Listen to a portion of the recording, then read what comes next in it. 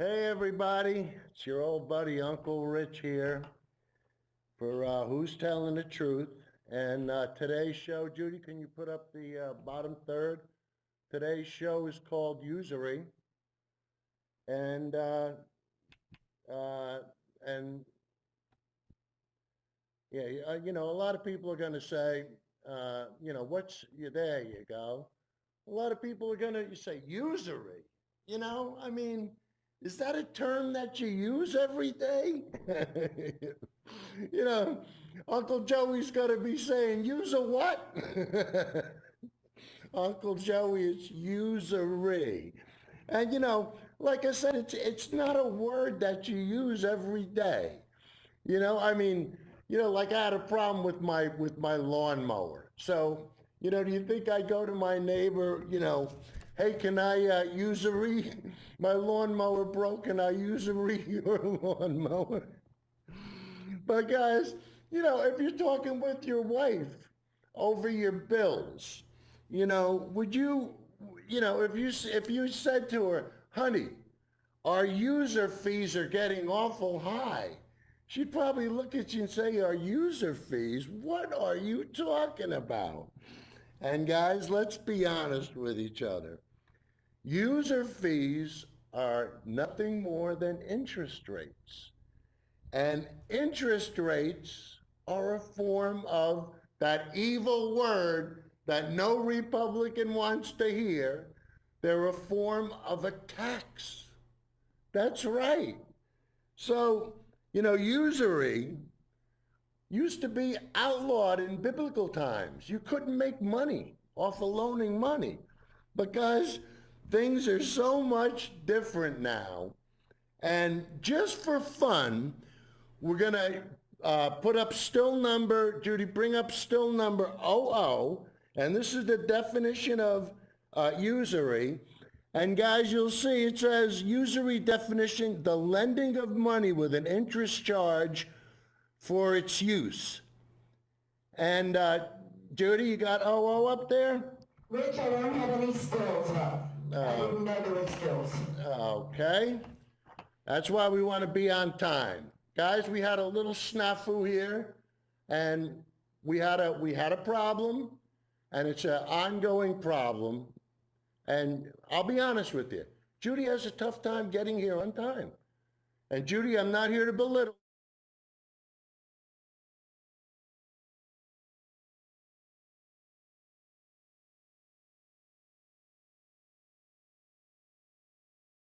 Judy, yeah, I'll come back on the air now. But let's be honest with each other. That's all. The name of the show is Who's Telling the Truth. And that's all. And I beg you. I don't know what more I could possibly do. All right. But anyway, guys, for the rest of the audience, I want you to sit down because what you're about to hear, you're not going to believe. So, Judy, are we still on?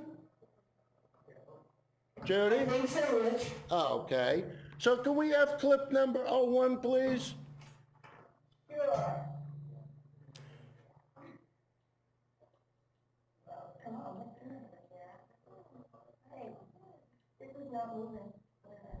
Oh, I got it going. Na. So how's everybody? Now you can see what Uncle Rich goes through. Oh, you poor thing. Well, I mean, come on. And this isn't the first time, The banks are but it's going to be the doing is last, disgusting, because I've had and it. it's wrong. So the real question is, why did it fall to a couple of childish socialists to point this out? All right, Judy, can you play that again, please? What the banks are doing is disgusting, and it's wrong. So the real question is, why did it fall to a couple of childish socialists to point this out? So what the banks are doing is disgusting, and it's wrong. So the real question is, why did it fall to a couple of childish socialists to point this out? Okay. So guys, if Fox News and Tucker Carlson are admitting that what the banks are doing is wrong, and he's got his conservative audience listening to him, don't you think that this is an issue that the conservative movement and the Republican Party would want to embrace? So, Judy, let's have clip number 02. We're going to take it just a little bit further with Tucker Carlson. So number 02, please. High interest rates exploit the weak. Credit card debt destroys people, not just chronically irresponsible people, but good people, decent people, probably some people you know, maybe a lot of people you know. What the banks are doing is disgusting, and it's wrong. So the real question is, why did it fall to a couple of childish socialists to point this out? So guys, you heard it there. Tucker Carlson said debt destroys. It destroys the weak, the good people, the decent people, and some people you may know. Guys, who doesn't have a credit card? Who doesn't have a credit card with interest above 15%? And the next, well, hope, Judy, we don't have any stills? You don't have number 03? Okay, well, guys, what I'm going to do is I sent this out to Uncle Joey, and this is, you're going to have to just take my word for it. But I said, Uncle Joey, Bernie has a plan to lower credit card interest rates to 15%. What's your position? And Uncle Joey wrote back, going to screw low-income folks just starting out. No bank will take the risk for that. If you honestly look into Bernie's bullshit, he is screwing the poor. All right? So, and then Joey went on to further reply, you know, the more I look into it and do some math, I can't believe I'm saying it. P.S. I'm leaving tonight for 10 days, no internet or TV. So, Judy, come back. So, Uncle Joe, guys, we're going to miss Uncle Joey. But when Uncle Joey, a staunch Republican who denies that the globe is warming, agrees with Bernie and AOC that there should be caps. There should be caps on interest rates. I think we're starting to strike a chord, you know? And guys, let's see how the Republicans in Washington just didn't seem to get the message. And once again, this is from the midterm elections where 40 seats flipped in the Democrats' favor. So Judy, clip number 4, please. That all became very obvious in the last presidential election. The only people who didn't get that clear message are Republicans in Washington. They're on autopilot, still siding with the big banks over their own voters. It's a lunatic strategy. It won't end well. What happens when you refuse to give people what they desperately need? They go elsewhere. Republicans should not be surprised when that happens. So what happens when people don't get what they want? Judy, come back to me. They go elsewhere. And where are they going to go when the Republican Party won't control the banks? You got it. So Bernie and AOC are going to take on the big banks with clip number 5, please.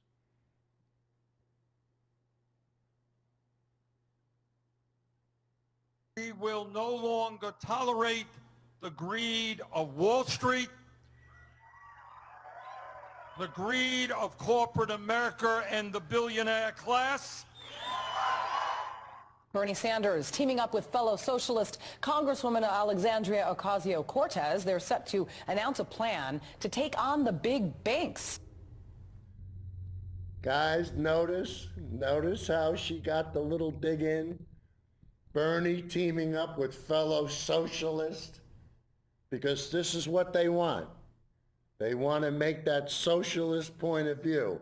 And guys, like I've said on this show before, we're all socialists, you know. There's the socialists that make sure the 1% and corporate America are taken care of, and there's the socialists that want to take care of the working class people. Now, which class are you in? The easiest way to find out, open up your bank book. If you don't have 9 zeros, you ain't a billionaire. But guys, the next clip we're going to show you is the Young Turks. No, I'm sorry. The next clip we're going to show you is how Fox Business just manages to get everything ass backwards. So Judy, number 6, please. Credit cards, if you pay them back, are actually a great deal. And these types of continued interventions in the free market only result in less credit being available for everyone down the line. But what about the fact that there is a cap rate for credit unions at 18%? So why are they held separately compared to banks? So why are credit unions being held separately from banks? Well, that's what we do here. We're going to find out who's telling the truth and why this happens. And the way we're going to figure it out, Cenk Younger is going to help us. So Judy, clip number 7, please.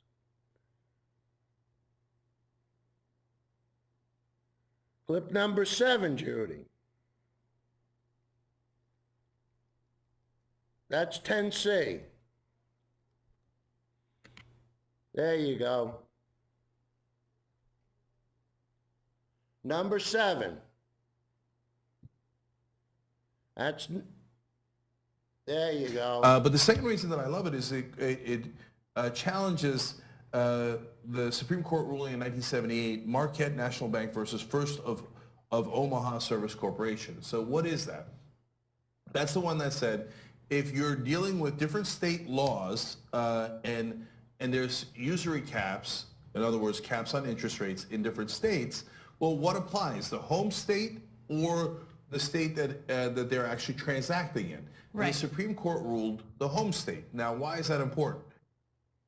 Why is that important? Well, guys, we're gonna find out why that's important. And the reason why it's important is because it gives the 1% the socialist edge. And you're gonna say, wait a minute, rich people get a socialist edge? Guys, I won't tell you. Juan Williams will. Clip number 8, Judy.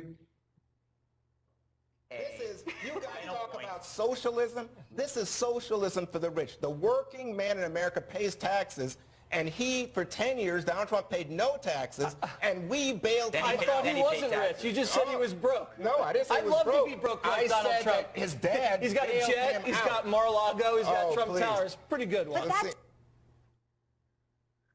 So guys, not only did Trump have tremendous losses, but he paid, and not only did he not pay his fair share, he didn't pay any share. He didn't pay any taxes for 8 of the 10 years that we're going to show you. And this guy is the president of he's a president of con men. He was the biggest loser. And guys, we're going to play a little clip from CBS which shows just how stunning Trump's losses were. So Judy, clip 9, please. The investigation says in multiple years, Mr. Trump appears to have lost more money than nearly any other individual American taxpayer. And during this time, his best-selling book, The Art of the Deal, was released. In it, he shares advice about making money. I've made a fortune by using debt. And if things don't work out, I renegotiate the debt. I mean, that's a smart thing, not a stupid thing. And I made a fortune. How do you renegotiate the debt? Because you go back and you say, hey, guess what? The economy just crashed. I'm going to give you back half. How do you renegotiate the debt? You go back to him and said, hey, the market fell, I can only pay you back half. Guys, if you've watched this show, that's what Trump said to a lot of his contractors. Hey, this is what I'll pay you now. Take it or leave it. You don't want to accept what I'm willing to pay you? He paid like 50% on his contracts. You don't like what I'm paying you? Take me to court. And guys, I've had it happen to me being a contractor. And I want to tell you, it's not a pleasant feeling when somebody has you over a barrel and takes advantage of you. But you know, we're going to show you a quick chart with still number 10A. So Judy, this is just one of Uncle Joey's favorites. This shows a chart of just how dramatic Trump's losses were. Look at that, his reported losses. And guys, it just got worse. Look at that. 1 year he made money. And he's supposed to be a good businessman? But guys, it proves one thing, that Trump is the biggest loser. And Judy, let's prove our point with 10B, please. So there he is, the biggest loser. His huge success claimed losses of more than $1 billion during a decade of woe. And guys, what does that make Trump when he's the biggest loser? Clip. Bill Maher just suggested Elizabeth Warren start calling Trump Brocahontas. Hey guys, we're going to give him the business, but we're really going to give him the business.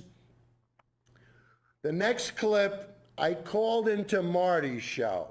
And Marty does a show on Channel 23, right from the same studio I'm at. So I call in, and guys, Marty is a sincere conservative Republican, and he's sitting with his buddy, Dave Straight. So I called in, and this is the first question I asked him. Clip 10D, Judy. But Dave, I have a question for you. Today, Trump said that we gave $91 billion to Puerto Rico. Dave, that was an out-and-out lie. I think it was a few billion. Now, when he lies to you like that, does that bother you? So, I asked Dave, when he lies to you, does that bother you? And we're going to play the full clip for you. And guys, when you see the response, you're going to you're going to think something's wrong with these guys. And we also had one of the guys we debated with, Todd, had the misfortune of calling in. And I'm going to play the clip he played, and we're going to show you how he tried to give everybody the double reverse. But guys, we're going to play the clip. You can hear it yourself, because we'll play the full clips at the second half of the show. But, the one thing is, the problem is with Marty and Dave and Todd, they don't know what's true. And that's why I'm here, to find out who's telling the truth. So Judy, clip number 11, please. They didn't get $91 billion. That's the fact check on this. Yeah, let's just start from the top line. That's not true. What the president said today and what he said last night in the Panhandle in Florida, where this is obviously a big issue, what he said repeatedly, including in closed-door lunches and closed-door meetings with Senate Republicans, the $91 billion number is not true. Period. End of story. Here's what is true. So the $91 billion is not true, but here's what is true. And guys, we're going to show that to you. We're going to show that to you. So you know why? So that people like Dave and Marty, instead of defending Trump, they'll start to back up. And they'll start to say, you know what? This guy's even stupider than most of the Republicans. I mean, it's sad. It's sad that we have two seemingly normal human beings that get everything so ass backwards. And guys, the one guy that always gets it right, and the one guy, whenever you want to know what's real and what's true, all you got to do is ask Bernie. So, Judy, let's have clip number 12.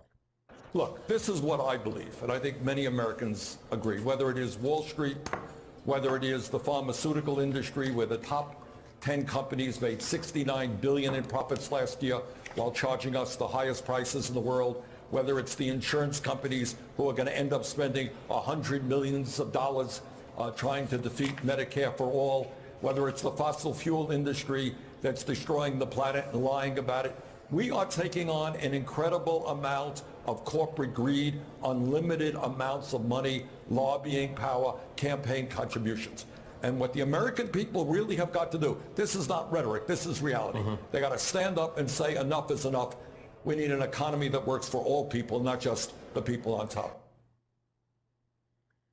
So we need an economy that works for all people, not just the people on top. And guys, you know, I said there was another clip with Marty, and we have it right now. So Judy, number 13, please. Caller, do you have something to add? You know, Marty, I do. First of all, great guest again. Terrific show. Regarding Rich, when he calls in, he's complaining about Trump getting some money to Puerto Rico. How much money did Obama give to Iran on that secret deal? The plane landed in. You guys remember?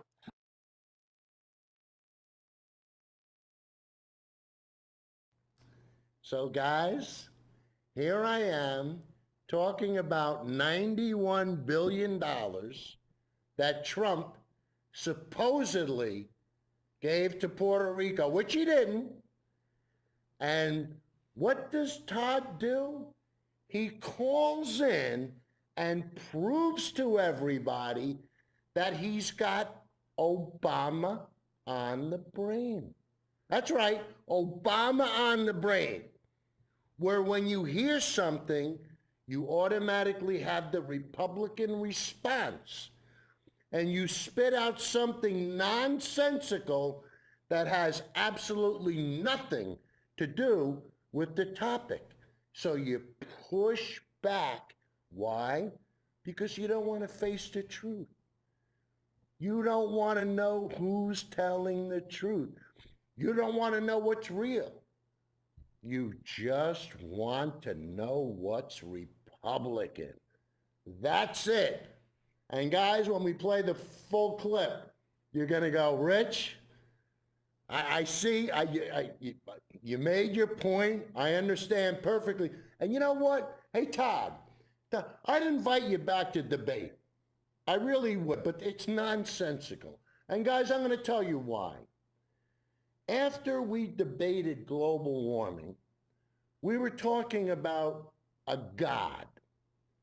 And I said to Todd, I looked him right in the eyes, and I said, Todd, I can't believe that you believe invisible men live in the sky and control what we do.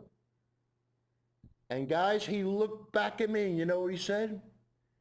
He said, Rich, I can't believe that you don't believe that invisible men live in the sky. And I said, you got to be kidding me.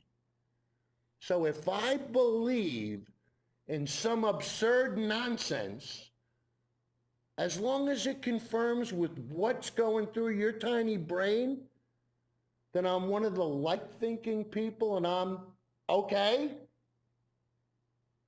So if I believe in something that doesn't exist, if you believe it, I'm okay. If you believe in Bigfoot and I believe in it, I'm okay. If you believe in ghosts and I believe in it, I'm okay. Sound like somebody else, sound like Schiff when he said, so if I think it's believe in something really ridiculous, I'm okay, right? Well, guess what? I guess I'm nuts because I'm not going to be okay. Because you're going to have to prove anything to me, everything to me. It's that simple. If you can't prove it, I don't believe it. I won't accept it. And I used to believe everything growing up, guys. Believe me, I believed. I believed until I didn't believe anymore. But guys, we're going to stop with the believing and non-believing, and we're going to become very factual. And we're going to start to play the full clips. So let's start off by going back to the beginning with Tucker Carlson. And guys, you're not going to believe this coming from a Republican on Fox TV. I know. So sit down and smoke if you got him, because by the time you get done with the clip, you're going to need Bernie some Sanders and Alexandria marijuana. Ocasio-Cortez have a new proposal out. It's called the Loan Shark Prevention Act. Their bill would cap interest rates on credit cards at 15%. Well, for a lot of people, that would make a difference. The median interest rate on credit cards in this country right now is 21%, and some cards charge over 35%. Banks, meanwhile, can borrow money from the Federal Reserve at 3% interest. Do the math. It's a very good business. Now you know why they're always sending you those offers for new cards. They're getting rich from your debt. The bill would also apply the same 15% limit to consumer loans. It would ban, in effect, payday loans, those loans whose interest rates can exceed 500 or 600% every year. No doubt many Republicans in the Congress will oppose this bill, if only because of who sponsored it. Bernie Sanders and Ocasio-Cortez are obviously demagogues. They don't mean half of what they say. The other half they don't really understand. They're not impressive. But on this one issue, they are absolutely, indisputably right. There's a reason why the world's great religions condemn usury and why societies have restricted it for thousands of years. High interest rates exploit the weak. Credit card debt destroys people, not just chronically irresponsible people, but good people, decent people, probably some people you know, maybe a lot of people you know. What the banks are doing is disgusting, and it's wrong. So the real question is, why did it fall to a couple of childish socialists to point this out? There's no reason that capping interest rates ought to be a left-wing issue. Most normal people agree with it, overwhelmingly. South Dakota, for example, it's one of the most conservative states in the country. In 2016, its voters went for Donald Trump over Hillary Clinton by 30 points. And yet those very same voters also voted overwhelmingly to crack down on payday loans and cap the interest rates on credit cards. Historically, fighting usury has been a Republican position. In 1991, Republicans sponsored legislation to cap credit card interest at 14%. That's lower than what Bernie Sanders is proposing right now. For perspective, President George H.W. Bush endorsed that bill, and the Senate passed it. So why isn't it the law today? So what happened? Well, in the words of the Chicago Tribune at the time, quote, 5 days of intense lobbying by banking interests and a one-day plunge in the stock market killed the bill dead. Aha! After that, Republicans decided to cave permanently. They became the party of Wall Street. What's interesting, though, is that Wall Street is no longer Republican, not even close. Wall Street is the economic engine of the Democratic Party. Finance titans went overwhelmingly for Hillary over Trump in 2016. Chuck Schumer is their own personal senator. They all have a cell phone, trust me. Big finance is one of the most aggressively liberal sectors in this country. If you're watching this show, they despise you. That all became very obvious in the last presidential election. The only people who didn't get that clear message are Republicans in Washington. They're on autopilot, still siding with the big banks over their own voters. It's a lunatic strategy. It won't end well. What happens when you refuse to give people what they desperately need? They go elsewhere. Republicans should not be surprised when that happens. Guys, so lobbyists are the one that killed the bills. And that's the problem. The government is bought, plain and simple. And I think everybody is finally starting to get the idea, even the simple folk. I think even Kenny Johnson can understand the idea that lower interest rates, lower usury fees are good for the working class. Did you hear that, Kenny? Kenny? Lower interest rates are good for you, Kenny. That's right. Not higher rates, lower rates. So remember that. Guys, sometimes you have to talk really slowly to Kenny because I tell you. Well, never mind. Go on Facebook. If you ever want to have some fun, go on Facebook. But lobbyists killed it. And guess who can't be bought by the lobbyists? You got it. So, Judy, let's prove my point with clip number 25, please.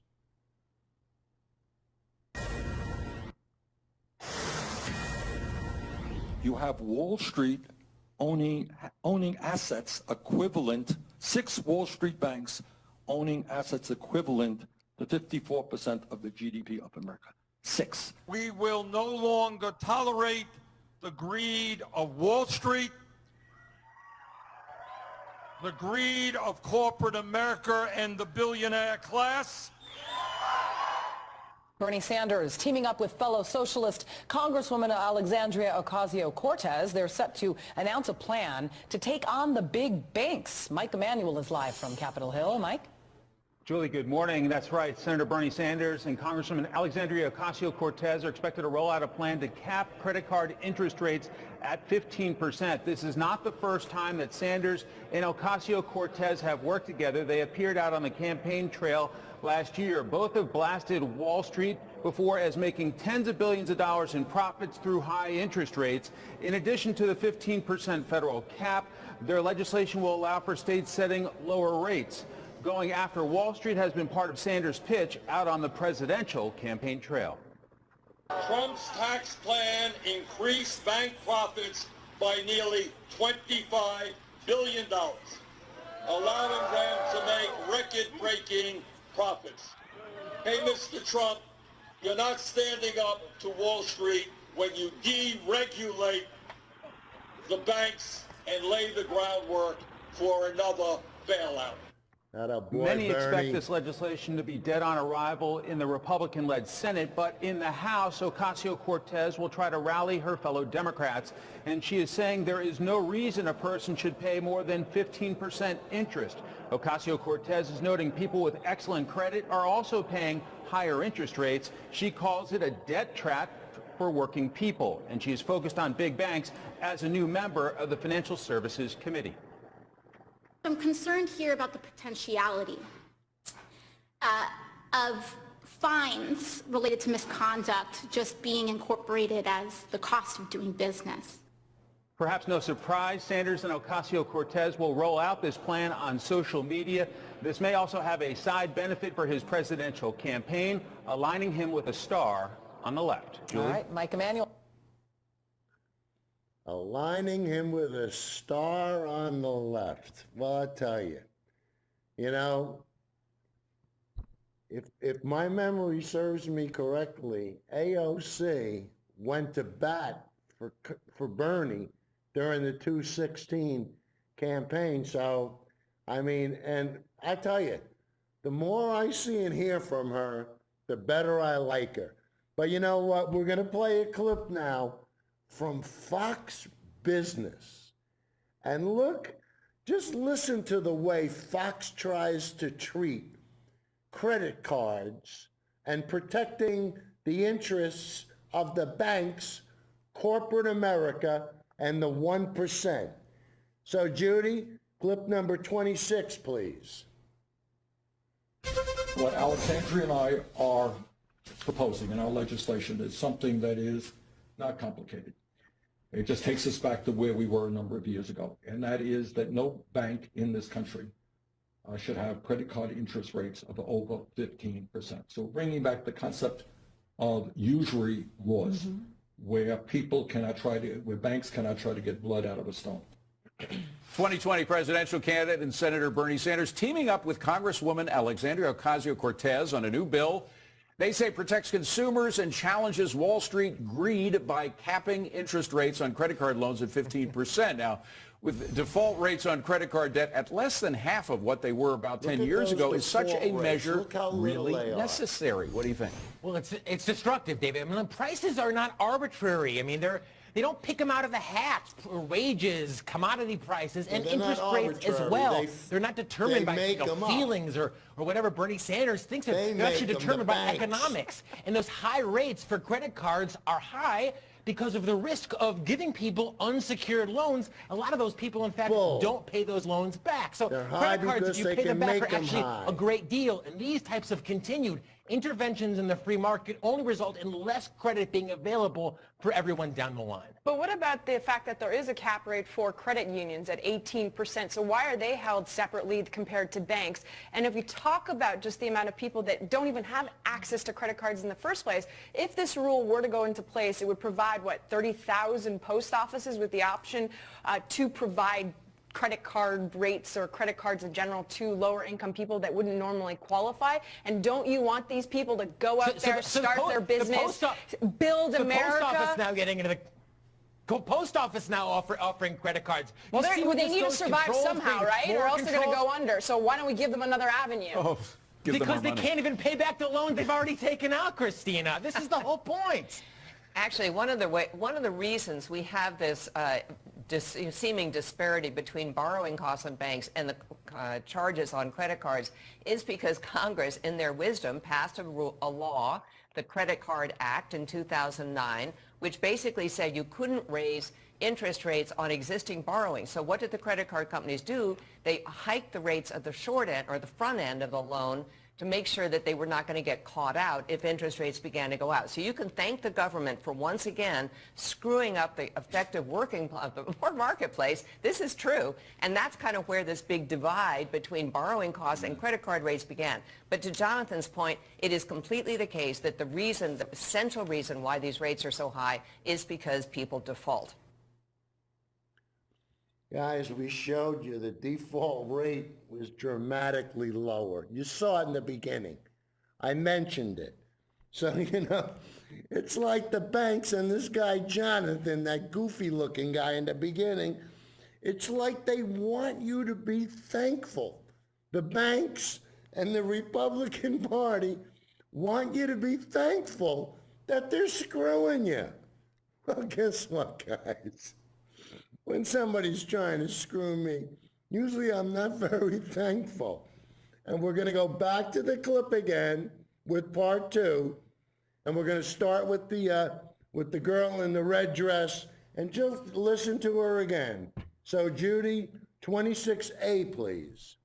But to Jonathan's point, it is completely the case that the essential reason why these rates are so high is because people default. And not because these banks want a lot of money. No, it's credit card companies mostly. I'm not here to defend credit cards because I got to tell you, it takes Superman's vision to see the little letters at the bottom of your statement because you don't even know what the heck it says.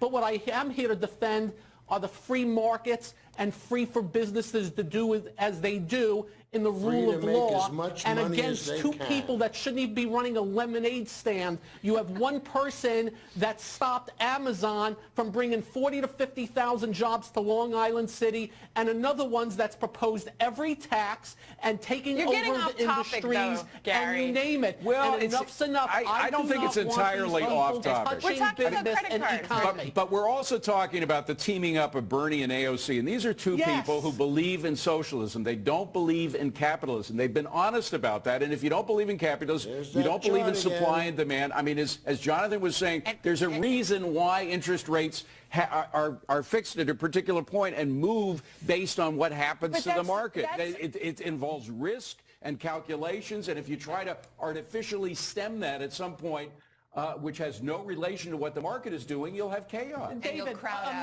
imagine if they were actually able to put in legislation on all the things they want to do. Oh boy. The economy would head south, costs would go up, and you know what's going to go into the crapper. It is simple as that. That's all I'm talking about here. We can sit here and talk credit cards from now to New Year's. My main point is business. Leave them alone. We're doing great without these people. Gary, a quick question. Don't you think that maybe some of these banks or financial institutions that are providing the cards are somehow working together too so that these rates continue to be high? They can They can increase the annual APR rate. Judy, it looks like we got the video from the audio from one video and still on another.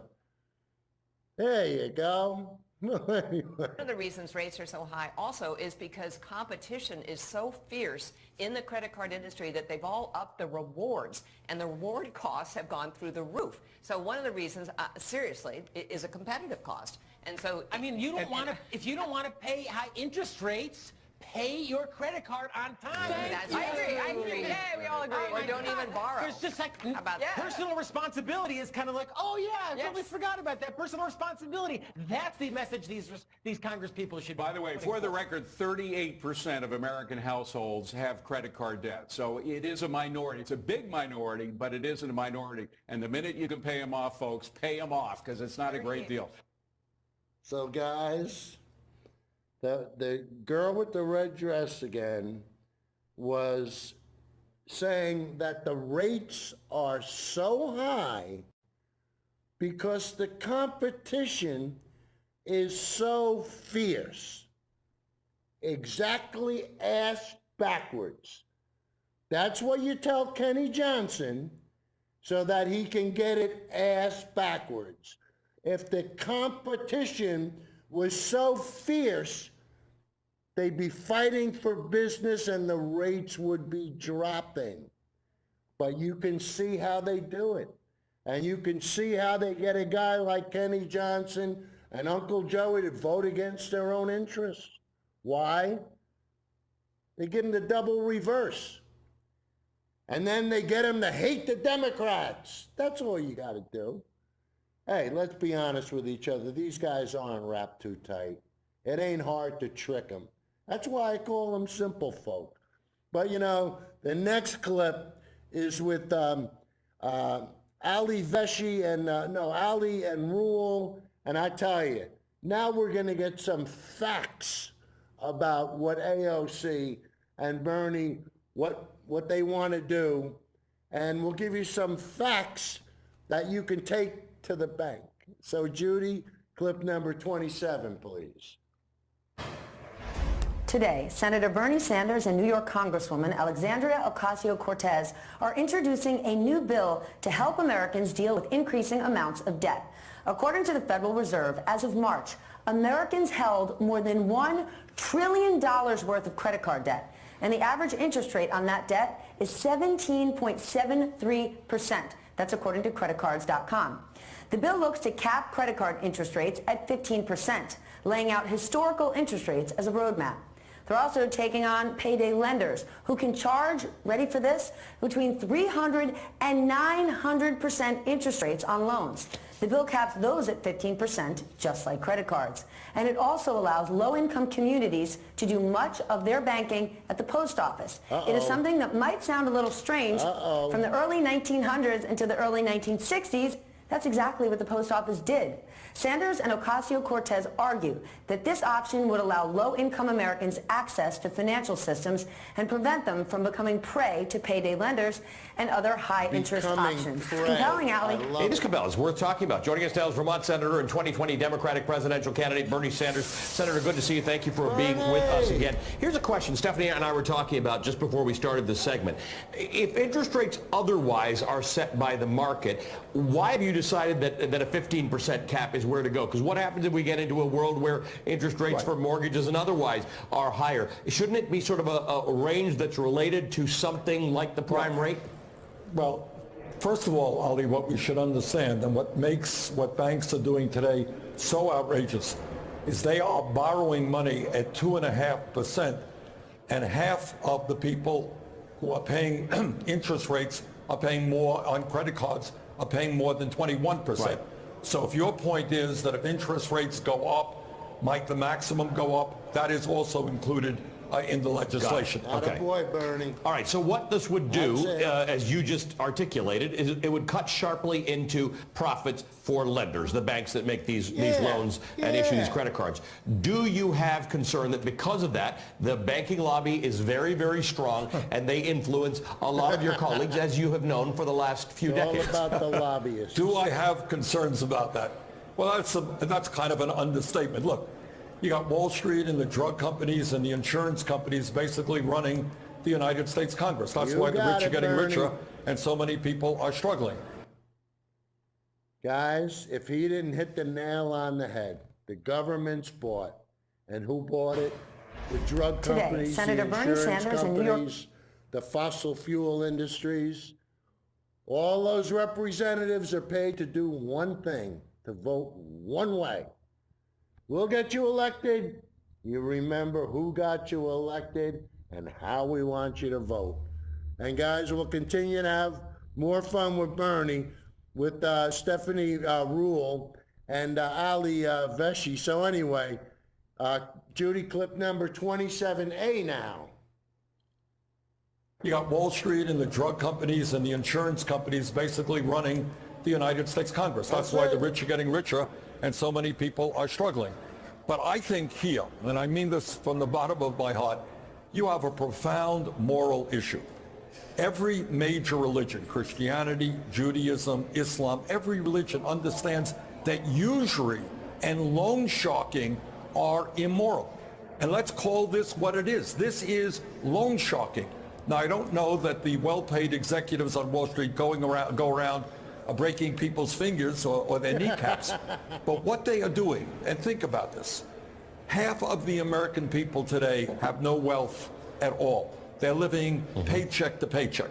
You got a medical emergency, your car breaks down. These are desperate people. And then they go to Wall Street and they're charged outrageous interest rates. Wall Street profits are soaring. People get further and further in debt while wages remain stagnant. This really is disgusting. And it has got to, we have to stand up to the greed of Wall Street and change it.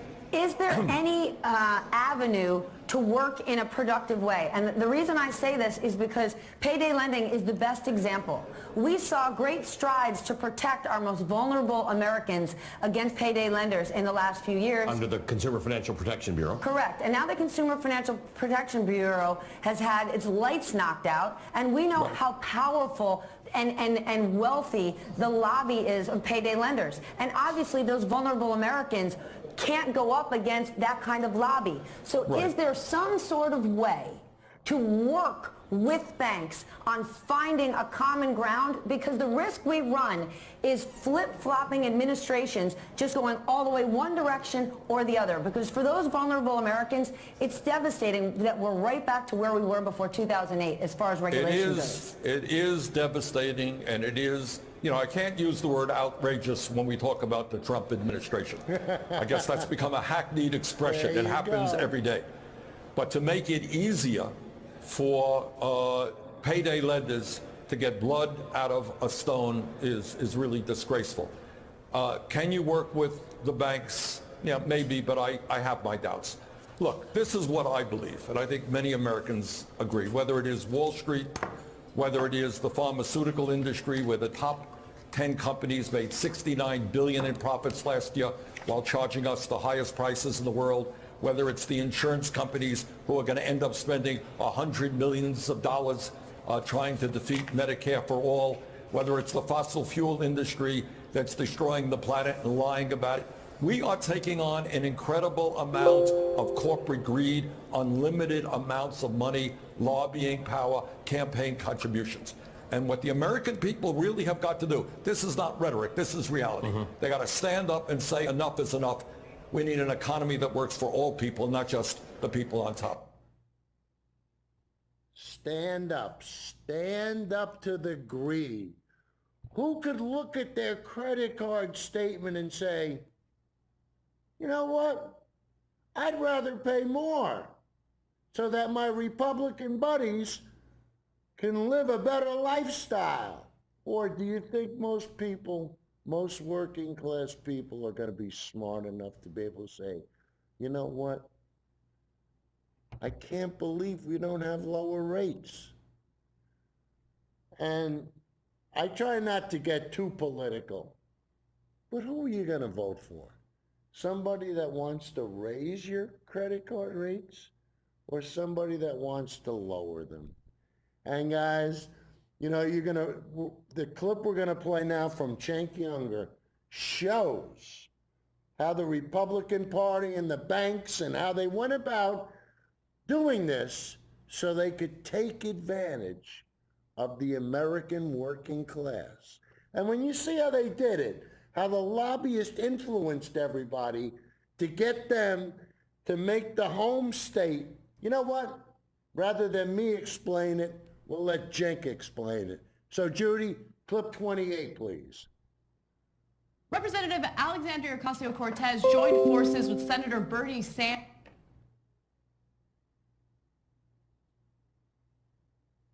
Go ahead. No. Start it again. Caller, do you have something to add? No. You know, Marty, I do. First of all, great guest. 28, again. Judy. Terrific show. 28. Regarding Rich, 28. He's complaining about... Rich, I'm sorry, I looked at the wrong number. How much money did Obama give to Iran? 28, please. You remember? I do. It was $1.8 billion in cash. They didn't want to have American currency, so they had to get pallets of euros flown in. Like just they needed forklifts to unload the pallets of cash. Judy, that's not 28. This is the guy, Rich, that we debated, and I asked him, do you trust your government? And we're looking at you, and the board says 28. And there's 28, there's a second 28, here it comes. He may have lost a lot of money, but now he has towers all over the globe. He's got great golf courses, and he has the presidency. That's 29. Pretty good. What do you think, Juan? I think he had his daddy to bail him out. I think his dad gave him like $400+ million to help him out of all his... Now let it play, let it play, let it play. Troubles. Isn't the New York Times a family business? But what I'm struck by in listening to all this is, you know, Trump lies to his supporters. He says, I'm a successful businessman. That's why I can run this country better than anyone else. I'll make you rich because I'm rich. And then it turns out it's a scam. What's it's the scam? total, because guess what? He's not he rich. lost more money than anybody else in America, apparently. He's also made more money $1 than- billion. That's what happens. No, There's he a didn't lot of make money. more. It goes up and down. This is economic mobility. You can try to say, oh, he made, or Jesse goes on about somebody else lost money. This guy lost money. Please, let's just pay attention to the fact that the President of the United States may, in fact, have engaged in tax fraud, bank fraud. These are serious considerations. That's serious accusations. And by the way, that's why the Congress should have access to his tax records, because if he's losing all this money and Russia or some other country decides, oh, you know what, we can get our hooks into this guy by bailing him out, we, the American people, should know. It's the Russians, Jedediah. It always goes back to They're going to collude now with his businesses. Always goes back to that. You know, you talked about him talking about being a businessman and, oh, you know, he's this great businessman and that was his selling point. So what's the story here? Let's say he was a terrible businessman. He's not, because the businesses wound up booming ultimately. But even if you say that, that did not translate to a poor economy. The economy, you cannot change the reality that this guy who went in there, had experience with business, suffered some losses, came out of it, still managed to get a booming economy with his policies of deregulation, lowering taxes and whatnot. So you can't take that away from him.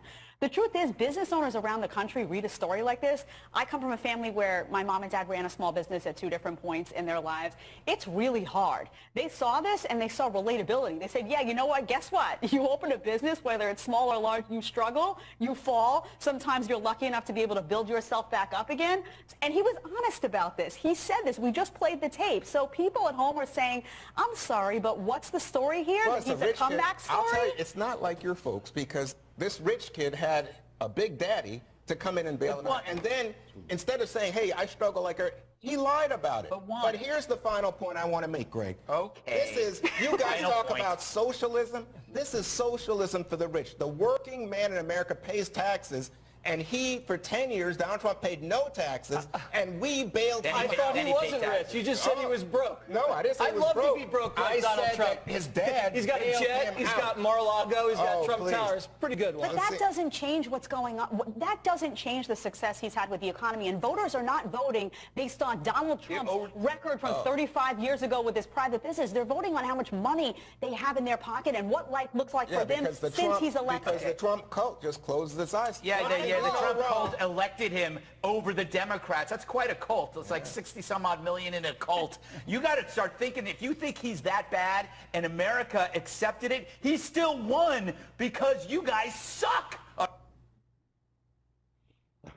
And guys, and that's what Uncle Joey always says. You know, everything is the Democrats' fault. But, you know, you look at something like usury fees and you say to yourself, how can you argue with something like that? But we're going to go out with Trump's, his losses are just stunning. And guys, I'm sorry we ran out of time. I won't be able to give Marty and Todd the business, so we'll have to set that up for next week. I don't think there's going to be a next week. But anyway, we'll go out with this clip number 30, Judy, Trump's losses. A new report claims President Trump's businesses were bleeding red ink while he bragged about the art of the deal.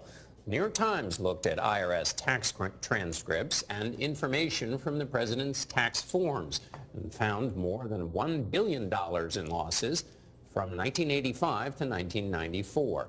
Mr. Trump lost so much money he did not pay income taxes in 8 of those 10 years. One of his lawyers told the Times that the statements, quote, about the president's tax returns and businesses from 30 years ago are highly inaccurate. Wttt Zhang is at the White House. Wttt, good morning. Good morning, John. The New York Times reports President Trump suffered business losses of $46.1 million in 1985 alone. But despite losing so much money, he did not see a decline in his standard of living because most of the wealth belonged to banks and investors. Plus, he leaned on his father. I got a small loan, started a business, and it's now worth billions and billions and billions of dollars. President Trump brands himself as the deal maker in chief, promising supporters he navigates the presidency like he does his businesses. Because I'm a deal maker. I believe that I can put both sides together. But a New York Times investigation reveals many of those were duds, losing $1.17 billion over a decade. I did a lot of great deals, and I did them early and young. The investigation says in multiple years, Mr. Trump appears to have lost more money than nearly any other individual American taxpayer. And during this time, his best-selling book, The Art of the Deal, was released. In it, he shares advice about making money. I've made a fortune by using debt. And if things don't work out, I renegotiate the debt. I mean, that's a smart thing, not a stupid thing. And I made a fortune. How do you renegotiate the debt? Because you go back and you say, hey, guess what? The economy just crashed. I'm going to give you back half. Unlike other presidents, Mr. Trump has never made any of his tax returns public. He has brushed off the question, why not, many times. I had no problem with it, but while I'm under audit, I would not give my taxes. What about a summary, though? You don't learn very much from tax. Hey, John, you don't learn very much from tax returns. Let me tell you right now. Just this week, Treasury Secretary Steven Mnuchin defied a request from House Democrats to release President Trump's tax returns, claiming the request lacks a legitimate legislative purpose. Democrats who want to beat Mr. Trump in 2020 are already making his finances